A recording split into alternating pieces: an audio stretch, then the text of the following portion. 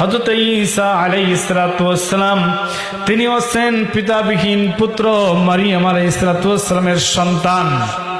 হযরত ঈসা আলাইহিস সালাতু ওয়াস সালাম বাবা নাই, আল্লাহ রাব্বুল আলামিনের একান্ত কুদরতে তিনি পৃথিবীতে আসলেন। পৃথিবীতে আসার পরে মারিয়াম আলাইহিস সালাতু ওয়াস সালাম মসজিদুল আকসাতে অবস্থান করতেন।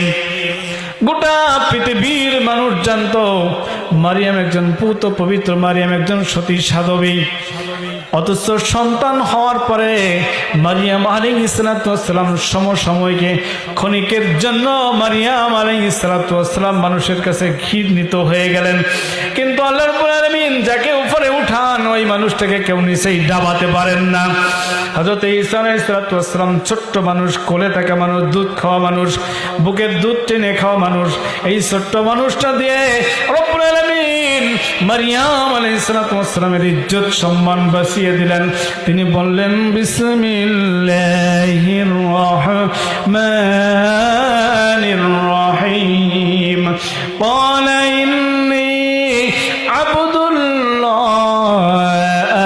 আতানিয়াল কিতাবা ওয়া জাআলানি নাবিয়্যা।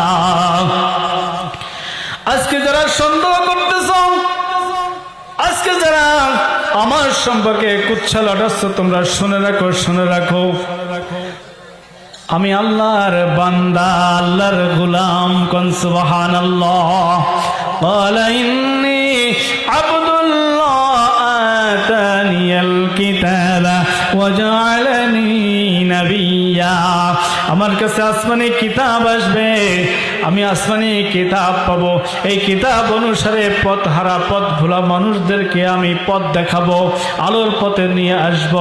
তিনি বলছেন আতানিয়াল কিতাবা ওয়া জাআলানি নাবিয়্যা।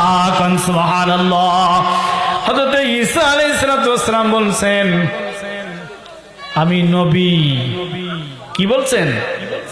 আমি নবী। ওয়াজআলানি মুবারাকান আইনামা কুনতু। আমাকে রব্বুল আলামিন এই গোটা পৃথিবীতে মুবারকময় হিসাবে বানিয়েছেন। কোন সুবহানাল্লাহ।